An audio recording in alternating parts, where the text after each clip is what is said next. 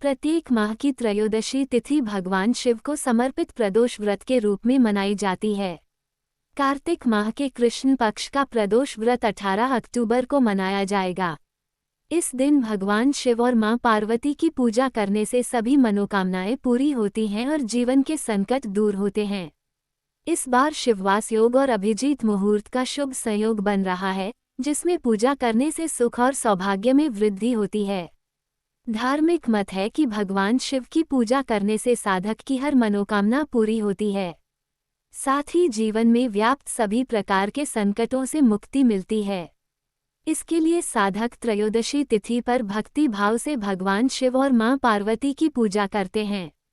आइए कार्तिक माह के कृष्ण पक्ष में पड़ने वाले प्रदोष व्रत की तिथि और शुभ मुहूर्त जानते हैं। त्रयोदशी तिथि की शुरुआत 18 अक्टूबर को दोपहर 12:18 पर। त्रयोदशी तिथि की समापन 19 अक्टूबर को दोपहर 01:51 पर सनातन धर्म में उदया तिथिमान है। इसके लिए सूर्योदय से तिथि की गणना की जाती है।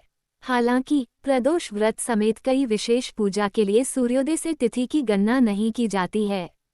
इसके लिए प्रदोष काल और निशा काल मुहूर्त देखा जाता है।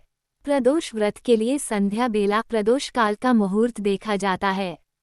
इस समय यानी प्रदोष काल में देवों के देव महादेव और जगत की देवी मां पार्वती की पूजा की जाती है। इस प्रकार गणना से 18 अक्टूबर को प्रदोष व्रत मनाया जाएगा। कार्तिक माह के शुक्ल पक्ष की त्रयोदशी तिथि पर शिववास योग का संयोग बन रहा है। इसके साथ ही प्रदोष व्रत पर अभिजीत मुहूर्त का भी संयोग है। शिववास योग के दौरान भगवान शिव कैलाश पर नंदी की सवारी करेंगे। इन योग में भगवान शिव की पूजा करने से साधक की मनचाही मुराद पूरी होगी। साथ ही सुख और सौभाग्य में वृद्धि होगी।